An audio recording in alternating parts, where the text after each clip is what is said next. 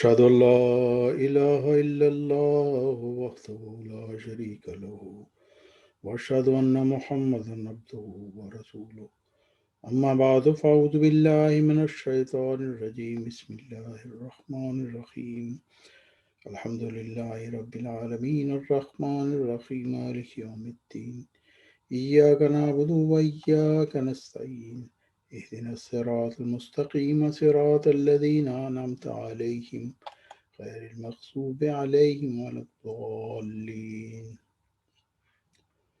يا أيها الذين آمنوا إذا نودي للصلاة من يوم الجمعة فاسعوا إلى ذكر الله وذروا البيع ذلكم خير لكم إن كنتم تعلمون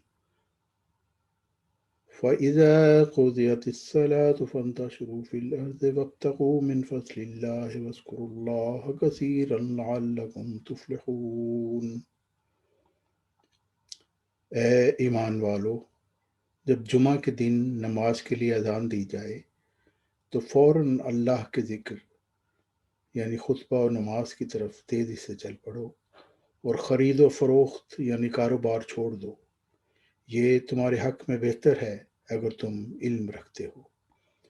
پھر جب نماز ادا ہو چکے تو تم زمین میں منتشر ہو جاؤ اور پھر اللہ کا فضل یعنی رزق تلاش کرنے لگو اور اللہ کو کثرت سے یاد کیا کرو تاکہ تم فلاح پاؤ۔ لفظ ذکر عربی زبان کا ہے اور قرآن مجید میں کئی معنوں میں استعمال ہوا ہے، جیسا کہ اس ذکر یعنی نصیحت نامے کو ہم نے ہی نازل کیا اور اس کی حفاظت کے ہم خود ہی ذمہ دار ہیں۔ تو یہاں لفظ ذکر نصیحت کے معنی میں ہے۔ ایک جگہ فرمایا فَاذْكُرُونِي أَذْكُرْكُمْ وَاشْكُرُوا لِي وَلَا تَكْفُرُونِ، بس میرا ذکر کیا کرو، میں بھی تمہیں یاد رکھوں گا، اور میرا شکر کرو اور میری ناشکری نہ کرو۔ یہاں لفظ ذکر اللہ کی یاد کے معنی میں ہے۔ ذکر کا مطلب یہ ہے کہ ہر وقت اللہ تعالیٰ کی نعمتوں کو یاد کیا جائے اور اللہ تعالیٰ کے احسانوں کو یاد کیا جائے، جس سے انسان کے دل میں اللہ تعالیٰ کی محبت راسخ ہو جاتی ہے، اور انشراح صدر سے انسان ایک کمال محبت سے اللہ تعالیٰ کا ذکر کرتا ہے۔ اللہ تعالیٰ کا ذکر نہ کرنے والا کفر کا مرتکب ہوتا ہے۔ پھر فرمایا فَاذْكُرُونِي أَذْكُرْكُمْ وَاشْكُرُوا لِي وَلَا تَكْفُرُونِ، اے میرے بندو تم مجھے یاد کیا کرو اور میری یاد میں مصروف رہا کرو، میں بھی تم کو نہ بھولوں گا، تمہارا خیال رکھوں گا، اور میرا شکر کیا کرو، میرے انعامات کی قدر کیا کرو اور کفر نہ کیا کرو۔ اس آیت سے صاف معلوم ہوتا ہے کہ ذکر الہی کے ترک اور اس سے غفلت کا نام کفر ہے، پس جو دم غافل وہ دم کافر والی بات صاف ہے۔ مومنین کی صفات میں سے ایک صفت یہ ہے کہ وہ اللہ کا کثرت سے ذکر کرنے والے ہیں۔ اللہ رب العزت سورۃ الاحزاب میں مومنین کی صفات بیان کرنے کے بعد فرماتا ہے وَالذَّاكِرِينَ اللَّهَ كَثِيرًا وَالذَّاكِرَاتِ أَعَدَّ اللَّهُ لَهُم مَغْفِرَةً وَأَجْرًا عَظِيمًا، اور بکثرت اللہ کا ذکر کرنے والے مرد اور اللہ کا ذکر کرنے والی عورتیں، ان سب کے لیے اللہ نے مغفرت اور اجر عظیم تیار کر رکھا ہے۔ ذکر دو طرح سے کیا جاتا ہے، لسانی ذکر جو باقاعدہ زبان سے ادا کیا جاتا ہے اور سنا بھی جاتا ہے، ایک قلبی ذکر جو دل میں ہوتا ہے اور ساتھ بیٹھا شخص بھی آواز نہیں سن سکتا، یہ ذکر خفی کہلاتا ہے۔ عموماً ہم کہیں خوبصورت منظر دیکھیں تو بے اختیار لب پر ماشاء اللہ سبحان اللہ جاری ہو جاتا ہے۔ رب ذوالجلال کی قدرت پر اللہ اکبر کی صدائیں بلند ہوتی ہیں۔ یہ ذکر لسانی میں شامل ہیں کیونکہ ذکر زبان سے ادا ہو رہا ہے۔ ذکر قلبی میں یہ سہولت رکھی گئی ہے کہ چلتے پھرتے اٹھتے بیٹھتے ہر وقت یہ ذکر کیا جا سکتا ہے۔ معاشرے پر نگاہ ڈالی جائے تو ہر شخص پریشان حال دکھائی دیتا ہے۔ گھروں میں نحوستوں نے ڈیرے ڈال کر چین و سکون کو برباد کر رکھا ہے۔ ٹینشن ڈپریشن تو تقریباً ہر ایک کی بیماری بن چکا ہے۔ سکون کی تلاش میں انسان مارا مارا پھرتا ہے اور اس کے لیے اپنا تن من دھن قربان کرنے کے لیے بھی تیار ہے۔ کبھی اپنا سکون جسمانی اور جنسی لذات میں ڈھونڈتا ہے، کبھی نشہ اور اشیاء میں، تو کبھی مال و دولت اور عیش و عشرت کی زندگی میں، تو کبھی دوسرے انسانوں پر ظلم کر کے اور انہیں اذیت پہنچا کر۔ مگر ان سب ہتھ کنڈوں کے استعمال کرنے کے باوجود انسان کی بے سکونی بڑھتی جاتی ہے اور اس کا اندرونی خالی پن مزید وسعت اختیار کرتا جاتا ہے اور پھر خودکشی تک نوبت پہنچ جاتی ہے۔ یہ بے سکونی، ٹینشن، ڈپریشن اس لیے ہے کہ انسان سکون و اطمینان دینے والے صحیح طریقہ کو فراموش کر کے بے اطمینانی بڑھانے والے طریقوں پر عمل کرتا ہے۔ سکون قلب حاصل کرنے کا اصل طریق کون سا ہے؟ قرآن مجید میں اللہ رب العزت فرماتا ہے کہ بے شک دل کا سکون حاصل کرنے کا صرف ایک ہی طریق ہے۔ فرمایا الذین آمنوا وتطمئن قلوبهم بذکر اللہ الا بذکر اللہ تطمئن القلوب۔ جو لوگ ایمان لائے اور ان کے دل اللہ کے ذکر سے مطمئن ہوتے ہیں، جان لو کہ اللہ ہی کے ذکر سے دلوں کو اطمینان نصیب ہوتا ہے۔ یعنی انسان پوری دنیا میں سکون کی تلاش کر لے، نہیں ملے گا، کیونکہ حق تعالیٰ نے خود بتا دیا کہ دل کا سکون میری یاد میں ہے۔ جب دل میں سکون ہوگا تو ظاہراً بھی طمانینت جھلکتی نظر آئے گی۔ جو قلب میں یاد خدا بسائے گا وہ نہ صرف روحانی سکون پائے گا بلکہ فلاح اور کامیابی بھی اس کا مقدر ہوگی۔ لیکن اس آیت کریمہ میں مومنین کے متعلق فرمایا گیا ہے کہ مومنین کے دل اللہ تعالیٰ کے ذکر سے ہی سکون پاتے ہیں۔ یعنی وہ لوگ جو اللہ تعالیٰ کے مرسلین کا انکار کرتے ہیں وہ اللہ تعالیٰ کے ذکر کی بھی توفیق نہیں پا سکتے، اس لیے ہمیشہ بے سکونی میں ہی رہیں گے۔ پھر فرمایا وَلَذِكْرُ اللَّهِ اکبر، اللہ تعالیٰ کا ذکر ہی سب سے بڑا ہے۔ قرآن مجید میں ارشاد الہی کا مفہوم ہے کہ شیطان نے جس پر غلبہ پایا اسے منکرین میں داخل کر کے اللہ کی یاد سے غافل کر دیا۔ اللہ کے ذکر سے دل کو پھیر کر شیطان انسان کو گناہوں سے ایسا کھلاتا ہے جیسا کہ ایک بچہ گیند سے کھیلتا ہے۔ خوش قسمت ہیں وہ لوگ جو مومنین میں شامل ہیں اور دنیا کے ساتھ اپنی آخرت بھی سنوار رہے ہیں اور جن کے دل اللہ کے ذکر سے کبھی غافل نہیں ہوتے۔ اللہ تعالیٰ فرماتا ہے یا ایہا الذین آمنوا اذکروا اللہ ذکرا کثیرا وسبحوہ بکرۃ واصیلا۔ اے ایمان والو، تم اللہ کا کثرت سے ذکر کیا کرو اور صبح و شام اس کی تسبیح کیا کرو۔ اس آیت کریمہ میں بھی اللہ تعالیٰ مومنین کو ہی نصیحت فرماتا ہے کہ ہر دم ہر لمحہ اللہ تعالیٰ کا ذکر کر کے سکون قلب حاصل کرتے رہو۔ وہ لوگ جو الہی مرسلین کا انکار کرتے ہیں وہ اللہ تعالیٰ کی نظر سے گر جاتے ہیں۔ ایسے بدبختوں سے اللہ تعالیٰ کلام بھی نہیں فرماتا اور ہمیشہ کی بے سکونی اور بے چینی منکرین کا مقدر ہو جاتی ہے۔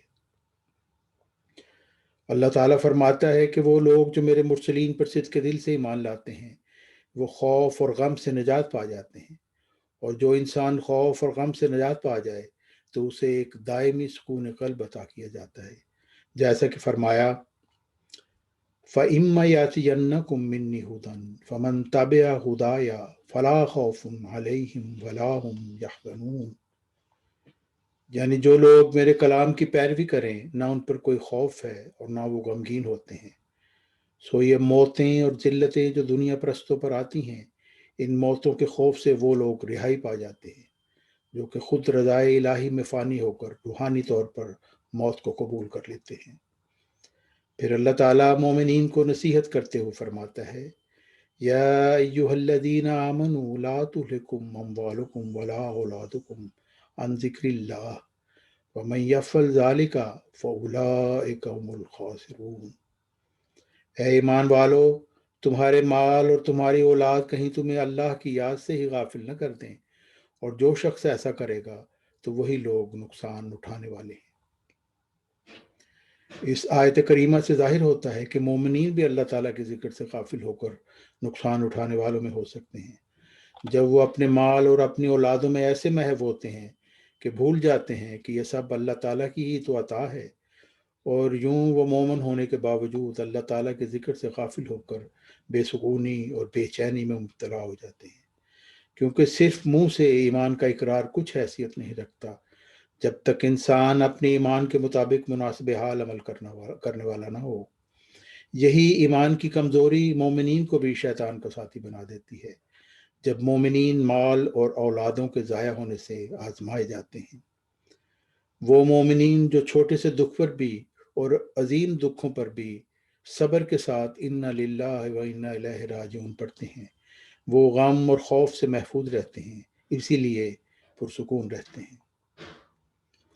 حضرت ابو سعید خدری رضی اللہ عنہ سے روایت ہے کہ رسول اللہ صلی اللہ علیہ وسلم نے ارشاد فرمایا، اکثر ذکر اللہ حتی یقولوا مجنون، تم اللہ کا ذکر اتنی کثرت سے کیا کرو کہ لوگ تمہیں دیوانہ کہنے لگیں۔ حضرت ابو درداء رضی اللہ عنہ سے روایت ہے کہ حضور نبی اکرم صلی اللہ علیہ وسلم نے فرمایا، کیا میں تمہیں تمہارے اعمال میں سے سب سے اچھا عمل نہ بتاؤں جو تمہارے مالک کے ہاں بہتر اور پاکیزہ ہے، تمہارے درجات میں سب سے بلند ہے، تمہارے سونے اور چاندی کی خیرات سے بھی افضل ہے، اور تمہارے دشمن کا سامنا کرنے یعنی جہاد سے بھی بہتر ہے جبکہ تم انہیں قتل کرو اور وہ تمہیں۔ صحابہ کرام رضی اللہ عنہم نے فرمایا، کیوں نہیں؟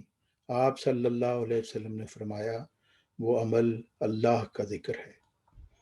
حضرت معاذ رضی اللہ عنہ سے روایت ہے کہ ایک آدمی نے حضور نبی اکرم صلی اللہ علیہ وسلم سے پوچھا، کون سے مجاہد کا ثواب زیادہ ہے؟ آپ صلی اللہ علیہ وسلم نے فرمایا، ان میں سے جو اللہ تبارک و تعالیٰ کا ذکر زیادہ کرتا ہے۔ اس نے دوبارہ عرض کی، روزہ داروں میں کس کا ثواب زیادہ ہے؟ آپ صلی اللہ علیہ وسلم نے فرمایا، ان میں سے جو اللہ تبارک و تعالیٰ کا ذکر زیادہ کرتا ہے۔ پھر اس نے نماز، زکوٰۃ، حج اور صدقے کا ذکر کیا۔ حضور نبی اکرم صلی اللہ علیہ وسلم ہر بار فرماتے رہے، جو ان میں سے اللہ تبارک و تعالیٰ کا ذکر زیادہ کرتا ہے۔ حضرت ابو بکر رضی اللہ عنہ نے حضرت عمر رضی اللہ عنہ سے کہا، اے ابو حفص، اللہ تعالیٰ کا ذکر کرنے والے تمام نیکیاں لے گئے۔ رسول اللہ صلی اللہ علیہ وسلم نے فرمایا، بالکل درست ہے۔ حضرت ابو جوزہ رضی اللہ عنہ سے روایت ہے کہ حضور نبی اکرم صلی اللہ علیہ وسلم نے فرمایا، اللہ کا ذکر اتنی کثرت سے کیا کرو کہ منافق تمہیں ریاکار کہیں، یعنی وہ جو دکھاوے کے لیے ذکر کرتا ہے۔ حضرت انس رضی اللہ عنہ سے روایت ہے کہ حضور نبی اکرم صلی اللہ علیہ وسلم نے فرمایا، شیطان نے ابن آدم کے دل پر اپنی رسیاں ڈالی ہوئی ہیں، اگر وہ اللہ تعالیٰ کا ذکر کرے تو وہ بھاگ جاتا ہے، اور اگر وہ بھول جائے تو وہ اس کے دل میں داخل ہو جاتا ہے، اور یہی وسوسہ ڈالنے والا خناس ہے۔ حضرت ابو المخارق نے بیان کیا ہے کہ حضور نبی اکرم صلی اللہ علیہ وسلم نے فرمایا، معراج کی رات میں ایک آدمی کے پاس سے گزرا، وہ عرش کے نور میں ڈوبا ہوا تھا۔ میں نے پوچھا، یہ کون ہے؟ کیا یہ فرشتہ ہے؟ کہا گیا نہیں۔ میں نے پوچھا، کیا یہ کوئی نبی ہے؟ جواب ملا، نہیں۔ میں نے پوچھا، یہ کون ہے؟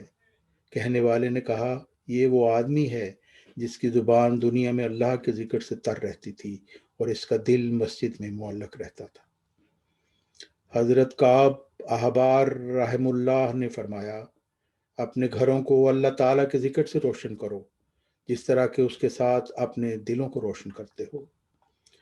حضرت سہل بن عبداللہ رحم اللہ نے فرمایا، مردہ دلوں کی حیات اس ہستی کے ذکر سے ہے جو ہمیشہ سے زندہ ہے اور اسے کبھی موت نہیں آئے گی۔ حضرت ابو عباس رحمۃ اللہ علیہ نے فرمایا، مومن اللہ تعالیٰ کے ذکر کے ساتھ قوی ہوتا ہے اور منافق کھانے کے ساتھ قوی ہوتا ہے۔ قرآن مجید میں اللہ تعالیٰ فرماتا ہے کہ انسانوں کی پیدائش کا یہ مقصد ہے کہ وہ اللہ تعالیٰ کی عبادت کریں، اور پھر ہر وقت اللہ تعالیٰ کا ذکر کرنے کی بھی تاکید کی گئی ہے، جس سے یہ مراد ہے کہ انسان اپنی تمام ذمہ داریاں چھوڑ کر تسبیح، مسواک، لوٹا اور مصلی لے کر کسی دور دراز کونے میں بیٹھ جائے اور اللہ اللہ کرتا ہوا اس دنیا سے رخصت ہو جائے۔ بس اسی طریقے سے انسان اپنی پیدائش کے مقصد کو پا سکتا ہے۔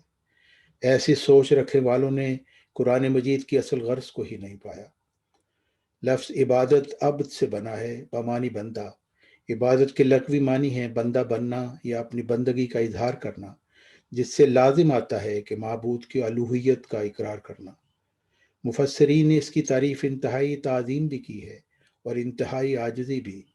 دونوں تعریفیں درست ہیں، کیونکہ عابد کی انتہائی عاجزی سے معبود کی انتہائی تعظیم لازم ہے، اور معبود کی انتہائی تعظیم سے عابد کی انتہائی عاجزی مستلزم۔ انتہائی تعظیم کی حد یہ ہے کہ معبود کی وہ تعظیم کی جائے جس سے زیادہ تعظیم ناممکن ہو، اور اپنی ایسی عاجزی کی جاوے جیسے نیچے کوئی درجہ متصور نہ ہو۔ اس لیے عبادت کی شرط یہ ہے کہ بندگی کرنے والا معبود کو الہ اور اپنے کو اس کا بندہ سمجھے۔ یہ سمجھ کر جو تعظیم بھی اس کی کرے گا عبادت ہوگی۔ یعنی اللہ کی عبادت سے یہ مراد ہے کہ انسان اپنے خالق و مالک کی حاکمیت کو انشراح صدر سے قبول کر لے، اور اس کا دل ہر وقت آستانہ الہی پر جھکا رہے۔ تو جو بھی دنیاوی کام وہ اللہ تعالیٰ کے عطا کردہ قوا سے اللہ تعالیٰ کی منشاء کے مطابق کرے گا، وہ سب عبادات میں شمار ہوں گے۔ کھانا پینا، سونا، حوائج ضروریہ، اپنے قریبی رشتہ داروں سے محبت، اپنے بیوی بچوں سے محبت، اپنے ارد گرد بسنے والے انسانوں سے محبت، اگر خالص خدا تعالیٰ کی خاطر ہوگی تو عبادت میں شمار ہوگی۔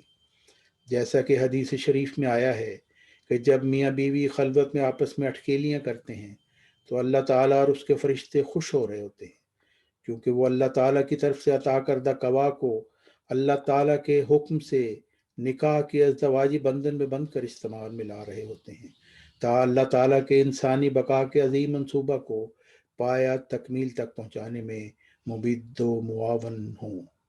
پس انسان اللہ تعالیٰ کی حمد کے ترانے گاتے ہوئے دنیاوی علم بھی حاصل کرے اور روحانی علم بھی حاصل کرے اور ہر طرح کی ترقیات حاصل کرے، تو یہ سب کام عبادات میں شامل ہیں۔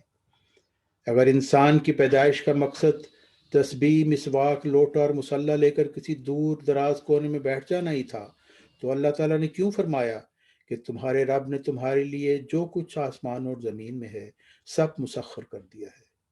چنانچہ فرمایا، الم تروا ان اللہ سخر لکم ما فی السماوات ما فی الارض۔ پس انسانی پیدائش کے مقصد کو پانے کے لیے انسان کو چاہیے کہ اللہ تعالیٰ کی حمد کے ترانے گاتے ہوئے اپنے قوا کو زمین و آسمان کی تسخیر میں صرف کرے، اور زمینی اور روحانی رازوں کو افشا کرنے کے لیے کوشاں رہے، اور بنی نوع انسان کی خدمت اس جذبہ سے کرے کہ یہ سب مخلوق میرے پیارے معبود کی تخلیق ہے۔ اس لیے اگر ایک انسان اللہ تعالیٰ سے سچی محبت کرتا ہے تو لازم ہے کہ وہ اپنے رب کی مخلوق سے بھی اسی طرح محبت کرے۔ مثال کے طور پر اگر وہ اپنی خوراک کے لیے ایک بکرا ذبح کرتا ہے تو اس کے دل میں اللہ تعالیٰ کے لیے بھی شکر کے جذبات ہونے چاہیے، جس نے اسے یہ خوراک مہیا کی اور اس کے لیے اسے حلال قرار دے دیا، اور بکرے کے لیے بھی اس کے دل میں محبت کے جذبات ہوں کہ وہ بھی انسان کی طرح اسی رب قدیر کی مخلوق ہے جو خود ذبح ہو کر اپنی پیدائش کے مقصد کو پورا کر رہا ہے۔ اس لیے فرمایا گیا کہ بکرا ذبح کرنے سے پہلے چھری کو خوب تیز کر لو تاکہ جانور کو کم سے کم تکلیف ہو۔ پھر ذبح کرنے کے بعد گوشت کی بھی تکریم کی جاوے، جس سے یہ مراد ہے کہ اس کو صحیح طریقے سے محفوظ کیا جائے اور حفظان صحت کے اصولوں کو مد نظر رکھتے ہوئے اسے پکایا جائے، اور کوئی بھی حصہ ضائع نہ کیا جائے۔ اپنے قریبی رشتہ داروں اور ناداروں کا بھی اس میں حصہ نکالیں اور اللہ تعالیٰ کی عطا کردہ اس نعمت کو پاک کر لیں۔ نیز پکے ہوئے گوشت کو کھاتے وقت بھی زبان صرف چٹخارے ہی نہ لے، بلکہ اللہ تعالیٰ کے ذکر سے بھی تر رہے، جس نے ہمیں یہ توفیق دی کہ ہم اللہ تعالیٰ کی دی ہوئی اجازت سے فائدہ اٹھاتے ہوئے بکرا خرید کر اسے ذبح کر کے اس کا گوشت کھائیں، جس نے ہمیں قوا عطا کیے کہ ہم اسے کھا کر اس سے لطف اندوز ہوں اور اسے ہضم کر سکیں، اور وہ ہمارا جزو بدن بن کر ہمیں طاقت عطا کرے تاکہ ہم اللہ تعالیٰ کی منشاء کے مطابق اپنے بدن کی صلاحیتوں کو استعمال میں لائیں اور اپنے دل اور اپنی روح کے لیے سکون حاصل کریں۔ بس جب انسان صدق کے دل سے اللہ تعالیٰ کو قادر مطلق ہونا تسلیم کر لیتا ہے تو خوف اور غم سے نجات پا جاتا ہے، کیونکہ وہ جان جاتا ہے کہ میرے ہاتھ میں تو کچھ بھی نہیں ہے، سب کچھ جو ظہور پذیر ہو رہا ہے میرے خالق، میرے مالک، میرے رب قدیر کے منشاء اور اذن کے مطابق ہو رہا ہے، اور بے شک میرے رب کے ہاتھ سے جو بھی ظہور ہوتا ہے اس میں بھلائی ہے، چنانچہ فرمایا بیدکل خیر، وہ دن کو رات میں بدلتا ہے تو اس میں بھلائی ہے، وہ پرسکون سمندر میں طوفان لاتا ہے تو اس میں بھی بھلائی ہے، وہ کسی کو عزت دیتا ہے تو اس میں بھلائی ہے، وہ کسی کو ذلت دیتا ہے تو اس میں بھلائی ہے، وہ کسی کو تخت شاہی پر بٹھا دیتا ہے تو اس میں بھلائی ہے، وہ کسی کو تخت شاہی سے ذلیل کر کے اتار دیتا ہے تو اس میں بھلائی ہے، وہ زندہ میں سے مردہ نکالتا ہے تو اس میں بھلائی ہے، وہ مردہ میں سے زندہ نکالتا ہے تو اس میں بھلائی ہے، بیدک الخیر۔ میرے خالق، میرے مالک رب قدیر کے ہاتھ سے صرف بھلائی ہی سرزد ہوتی ہے۔ جب انسان کو یہ عرفان حاصل ہو جاتا ہے تو دل و جان اس رب العالمین کی ہم سے ہمہ وقت معطر رہتے ہیں اور ایک دائمی سکون قلب اس کا مقدر بن جاتا ہے۔ حضرت مسیح موعود علیہ السلام فرماتے ہیں، چونکہ انسان فطرتاً خدا ہی کے لیے پیدا ہوا، جیسا کہ فرمایا ما خلقت الجن والانس الا لیعبدون، اس لیے اللہ تعالیٰ نے اس کی فطرت ہی میں اپنے لیے کچھ نہ کچھ رکھا ہوا ہے اور مخفی در مخفی اسباب سے اسے اپنے لیے بنایا ہے۔ اس سے معلوم ہوتا ہے کہ خدا تعالیٰ نے تمہاری پیدائش کی اصل غرض یہ رکھی ہے کہ تم اللہ تعالیٰ کی عبادت کرو، مگر جو لوگ اپنی اس اصلی اور فطری غرض کو چھوڑ کر حیوانوں کی طرح زندگی کی غرض صرف کھانا پینا اور سو رہنا سمجھتے ہیں، وہ خدا تعالیٰ کے فضل سے دور جا پڑتے ہیں اور خدا تعالیٰ کی ذمہ داری ان کے لیے نہیں رہتی۔ وہ زندگی جو ذمہ داری کی ہے یہی ہے کہ ما خلقت الجن والانس الا لیعبدون پر ایمان لا کر زندگی کا پہلو بدل لے۔ موت کا اس بار نہیں ہے، تم اس بات کو سمجھ لو کہ تمہارے پیدا کرنے سے خدا تعالیٰ کی غرض یہ ہے کہ تم اس کی عبادت کرو اور اس کے لیے بن جاؤ، دنیا تمہاری مقصود بالذات نہ ہو۔ میں اس لیے بار بار اس امر کو بیان کرتا ہوں کہ میرے نزدیک یہی ایک بات ہے جس کے لیے انسان آیا ہے اور یہی بات ہے جس سے وہ دور پڑا ہوا ہے۔ میں یہ نہیں کہتا کہ تم دنیا کے کاروبار چھوڑ دو، بیوی بچوں سے الگ ہو کر کسی جنگل یا پہاڑ میں جا بیٹھو۔ اسلام اس کو جائز نہیں رکھتا اور رہبانیت اسلام کا منشا نہیں۔ اسلام تو انسان کو چست، ہوشیار اور مستعد بنانا چاہتا ہے۔ اس لیے میں تو کہتا ہوں کہ تم اپنے کاروبار کو جد و جہد سے کرو۔ حدیث میں آیا ہے کہ جس کے پاس زمین ہو وہ اس کا تردد نہ کرے تو اس سے مواخذہ ہوگا۔ بس اگر کوئی اس سے یہ مراد لے کہ دنیا کے کاروبار سے الگ ہو جاوے تو وہ غلطی کرتا ہے۔ نہیں، اصل بات یہ ہے کہ سب کاروبار جو تم کرتے ہو اس میں دیکھ لو کہ خدا تعالیٰ کی رضا مقصود ہو اور اس کے ارادہ سے باہر نکل کر اپنی اغراض اور جذبات کو مقدم نہ کرو۔ الحکم جلد 5 مورخہ 10 اگست 1901۔ یعنی انسان اگر کسی کام کا ارادہ کرے تو پہلے اپنی ضمیر سے فیصلہ لے لے کہ یہ کام جو میں کرنے جا رہا ہوں، اس کے کرنے سے کیا میں اللہ تعالیٰ کے قریب ہو جاؤں گا یا اللہ تعالیٰ سے دور ہو جاؤں گا۔ اگر اس کے ضمیر کا فیصلہ یہ ہو کہ یہ کام اسے اللہ تعالیٰ سے دور کر دے گا تو اسے کرنے کا ارادہ خدا تعالیٰ کی خاطر ترک کر دے۔ اس طرح ہم انسان سے ایک باخدا انسان بن سکتے ہیں اور کوئی غم اور کوئی خوف ہمارے قریب نہ آنے پائے گا۔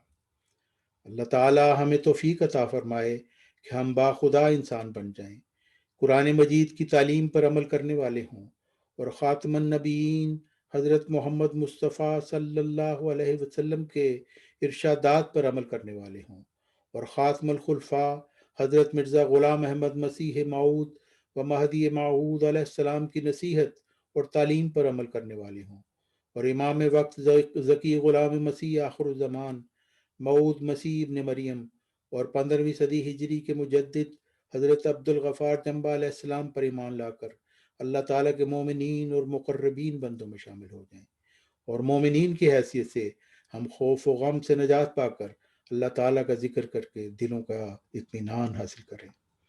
آمین ثم آمین یا رب العالمین یا ارحم الراحمین۔